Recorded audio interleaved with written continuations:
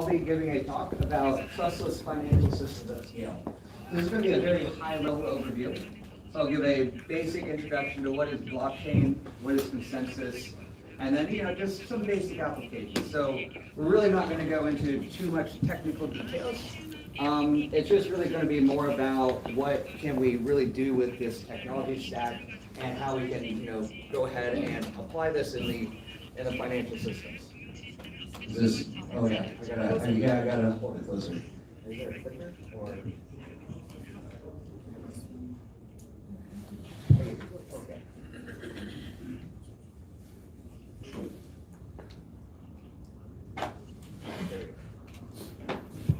There we go. All right. So, what is blockchain? Well, really, it's a log of the transactions. You have this database, and you're trying to go ahead and come to some type of agreement as to what are the transactions that cause a state change to your database. So I have an initial state, and I'm going to go ahead and update the state, and I need to have some type of approval, right, from either some type of role control access or some other mechanism that says that this is a valid update. So what do? We store all these transactions in a block. We go ahead and aggregate them all together, and then we append it to the blockchain, and we link each block, one after the other.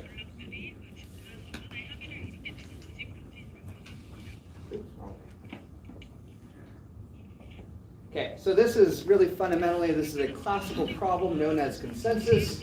This has been going on now for the last 30 or 40 years. This is not anything new. Anybody who wants to tell you that this is really innovative, yes, it's innovative. There's certain aspects that are innovative, and really what that is the permissionless aspect. But in the classical permission setting, where we know all of the nodes, we know all the identities of everybody, this is very, very, well known, well studied, and we have lots of really solid understanding from a security model of what's really going on. So what are some of our basic properties of the blockchain? Well, we can either have a permissioned or a permissionless system.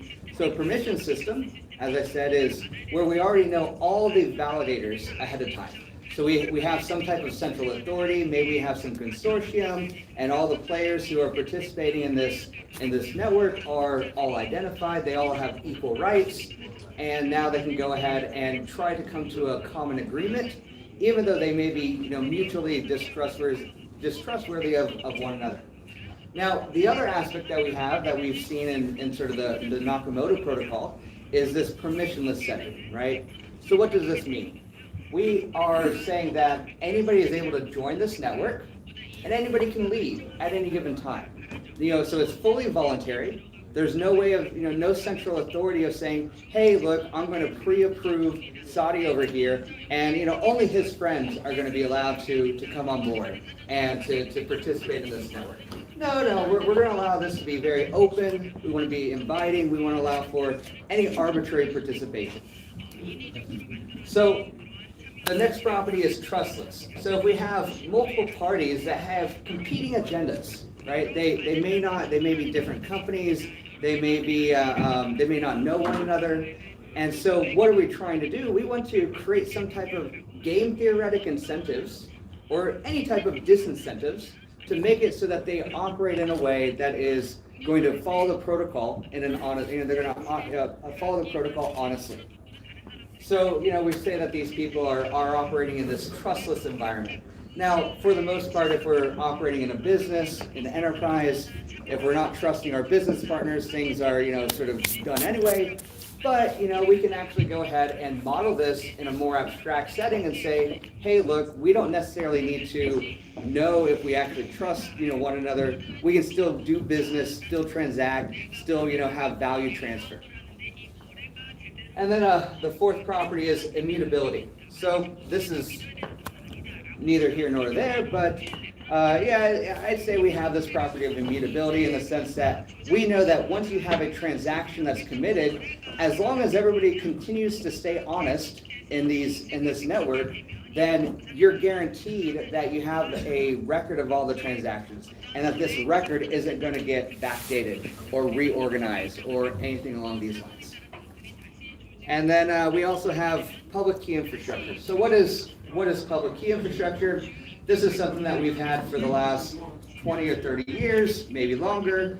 And it's really just saying, hey, look, you know, I'm Matt here. I only have particular actions that I'm allowed to perform as far as what I can do when I'm interacting with this network. So maybe I can only go ahead and do a couple of things, but I can't do these other things, right? So I can do maybe some basic value transfer, but I have a restriction on the total amount that I can do per day. And then finally, I think a really key point here is that this is all public and it's transparent. So we have these public ledgers, and maybe, you know, we can go ahead and have some mechanisms for hiding some type of data. But these, you know, we have public APIs, we have the ability of accessing this data, and it's fully transparent and auditable. So all of this, at the end of the day, leads to decentralization. So decentralization, at least in the permissionless setting, is really saying that we can have as many parties that are participating on these networks, and, you know, the more people, the merrier, right? That's what we're trying to get at. So how do we really get there? Well, we need to really understand what are all the key pieces of this technology stack that we're putting together into creating this blockchain technology. So I talked about permission versus permissionless. This is really, at the end of the day, how do you achieve permissionless? If you have a permission setup, what you want to be able to do is take these classical algorithms and add some type of anti-Sybil mechanism. So Sybil is your attacker, and she's able to go ahead and create identities for free, okay? And if she's able to create identities for free, then that means she can take control over the network. So if she has a mechanism to have more than 1/3 of the network in the classical setting, then we have a problem, and there can be some type of either we can't come to an agreement as to what are the valid transactions at this point. So this is a problem. So what we do is we create some type of economic disincentive, some type of barrier to entry to be a participator for this validator set. In the case of the Nakamoto protocol, with the origination of proof of work with Bitcoin, we had you know, proof of work which said, hey, look, we have to have some type of computational power. This computational power is our barrier to entry, and it's just a means of saying that you have to prove that you have some type of skin in the game to participate in these networks.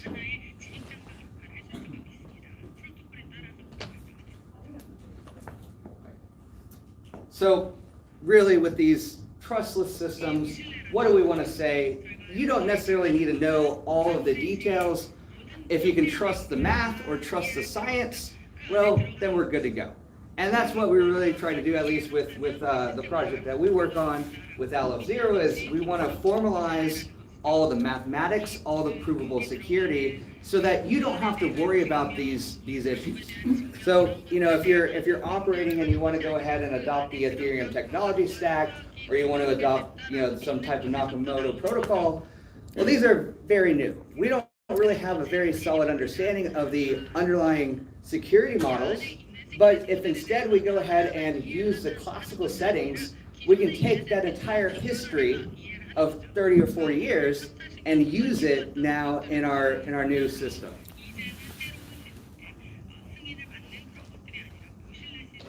And so we want to actually be able to achieve scalability. So what's this mean is that as we increase the users on our network, we want to be able to handle this transaction load. So, you know, it doesn't really do any good if you're looking and considering, say, the Ethereum network, and for whatever reason, if you're trading these little cats, that it's going to end up bogging down your entire network. This is really not scalable. This is going to cause a bottleneck, and what we want to be able to do is say, hey, look, regardless of how these people are operating and interacting with this public API, this public network, we're able to handle this transaction load. In addition, you want to be able to say that you can scale with the number of users that are participating. So not just the people who are putting transactions on the network, you also want to be able to say, hey, look, the amount of communication steps that we're taking whenever we're adding new nodes, this is not going to bog us down. We can actually go ahead and reach consensus very quickly. And then there's a couple of other techniques you can do. You can use these things called state channels.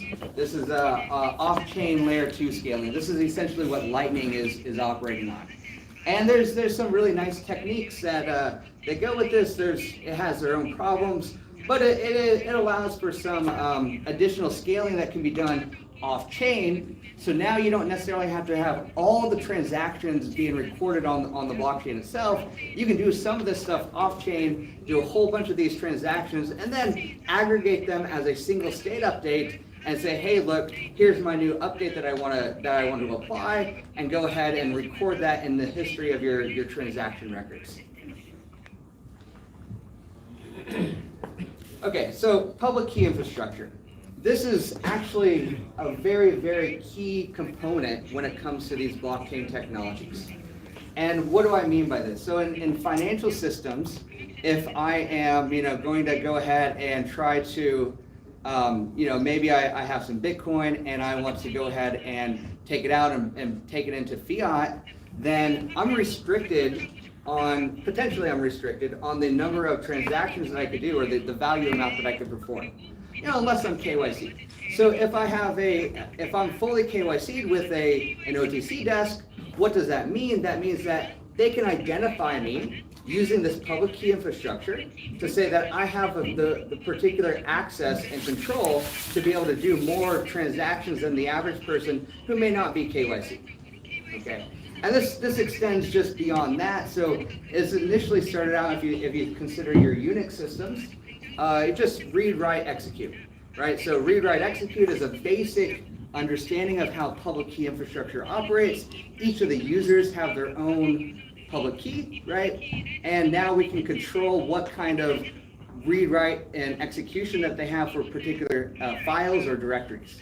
Okay. And it goes beyond that. So now if we're talking about, well, if I'm dealing with stocks or other securities, maybe I need to be approved as an accredited investor. Maybe I need to be able to say that I have the ability of issuing bonds, issuing stocks, and I have to have that kind of role control sort of provided to me by some centralized authority that says that I have the ability to do these types of things. So there's a whole slew of applications whenever it comes to using the blockchain for financial systems. And I'll just give this brief overview, but what I'll do is actually go ahead and talk about, I think 3 or 4 of these to give you a little idea and go into a bit more detail. Okay, so digital national currencies. Now, I know that I read an article about, maybe 2 weeks ago where some official from Korea said that there's really no way that they're ever going to consider using a digital national currency in Korea, at least from the central bank's perspective. Now, that's wonderful, that's great, we can all say these types of things, but are we really understanding what are the efficiencies that we're able to gain? And I think the real primary thing that we need to consider is that there is no availability for anybody to be counterfeiting, right? So we eliminate this entire division of law enforcement to try to figure out if people are counterfeiting these, our paper currency. That means that all of those resources can be redirected to really go after, other, more violent crime. We can do transparent supply. So if we're talking about, well, what is the actual supply of the currency of the central bank? Well, this can be actually available and made public, right? We can have transparent expenditures by the government, right? So how are they actually using our tax dollars in such a way where we know where this money is going? This is very powerful, right? This really gives power to people. We can do automated tax collection for certain transactions. So using the public key infrastructure, you could have a merchant that says, all right, well, maybe I have to go ahead and pay a sales tax, right? So if I'm already identified as a merchant, I have this ID on my, using the public key infrastructure, I can automate fully tax collection at the source.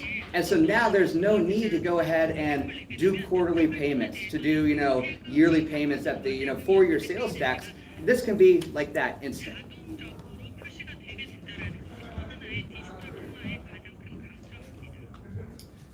Okay, so stocks. This is, obviously a very simple application. As far as securities are concerned, it's a $70 trillion market globally. We can actually have ownership recorded and updated on the ledger itself.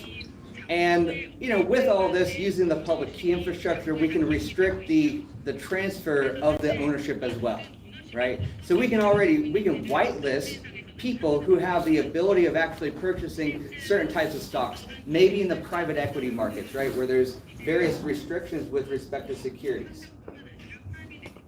You can have reports be made available to your shareholders, right? So if there are, requirements to do quarterly updates, you could just actually use the blockchain as a communication layer to provide access to those quarterly updates specifically to those shareholders. So now you don't have to go ahead and mail the documents and the records to them. You can have it fully available, it's all public, and it's easily accessible. You can have companies can raise capital now. They could issue their own securities, their own bonds. They could do convertible note options. They could do all sorts of things. And this can be done directly on the blockchain once they're given the proper authority to do so.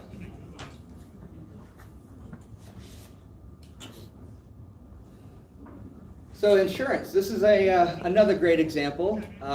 You can do streaming payments, right? If you're actually in a car, what are you able to do? You can say, all right, well, maybe I don't drive that much, but whenever I'm going out to go see grandma down in Busan, I want to actually drive my vehicle, and well, okay, great. We can go ahead and do an automatic payment based on the kilometer usage that you're actually driving. You can take out loans against your life insurance policy. This is a standard technique. If you're doing whole life insurance, you can actually go ahead and automate, taking out these loans, and you can record this and make it really, keep track of it fairly well. You can do automatic payments of various types of claims, car insurance and accidents. You're talking about home insurance in the case of like a tree falling on your roof or on your garage. You can do death benefits, effectively benefits. So all of these things, they do require some additional infrastructure from the national government as far as your identity is concerned, and being able to say, hey, look, we actually have a death certificate. We can record this on the blockchain. If it's been fully approved, then we can just automate the death benefits to the particular people that are actually the beneficiaries.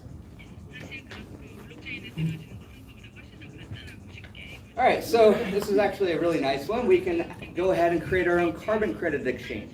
So we all understand that what happened with the Kyoto Protocol was that we had these brokers that were going ahead and issuing carbon credits that they didn't really have. Everything was fully paper, right? Nothing was digitized, and these people were lying whenever they were saying that they were going to make a sale of some carbon credit to somebody else. So what does that really mean? Well, we can actually programmatically consume or destroy a carbon credit that is needed for a nation's nationally determined contribution, right? So these indices. And then also the companies themselves can prove that they actually use the carbon credit themselves to offset the taxes if these are being done at a national level to sort of provide some disincentive for the carbon polluters. So this can be all fully transparent, fully automatic, and we are able to do something that really, failed in the last time we tried this with the Kyoto Protocol. And then finally, another very basic application is the use of dark pools. So dark pools are where you're doing large trading blocks of stocks, securities, bonds, whatever it is that you're trading, but you're doing so in such a way where you don't want to put out information into the market that's going to cause particular actions to occur, right? So you don't want to make it so that, hey, look, I'm going to sell 100 million, shares of Walmart, and that's going to cause a movement in the stock price. That may be not a good idea to actually do. Maybe there's somebody who wants to purchase 10 million shares of Samsung. You don't necessarily want to make that fully public, Now, you may have to do so at some point later in the future, but there's a time delay that you're allowed to have before you're required to go ahead and make that kind of information public. And what this does, it allows for the markets to not necessarily react to these large trading events that can occur. So at least in the States, it's about 40% of all stocks are done over the counter. In Europe, it's around 20%, and this is still growing. This is a very nice market that has quite some advancements that are happening. And so that is all. I will just give a little brief overview of what the Alph Zero Foundation is, since I just have some time. So Alph Zero is a Swiss foundation. We are developing a new platform similar to Ethereum or Cosmos or Tezos, any one of these. We have a brand new consensus algorithm. We have this was peer reviewed with the Advances in Financial Technology. This was done with the Association for Computing Machinery, the ACM. So as far as our consensus protocol is concerned, it is really honestly the state of the art relative to what's been done before. And I'd be happy to answer questions. I can talk to you about this afterwards, and I'll field any other questions from the audience now.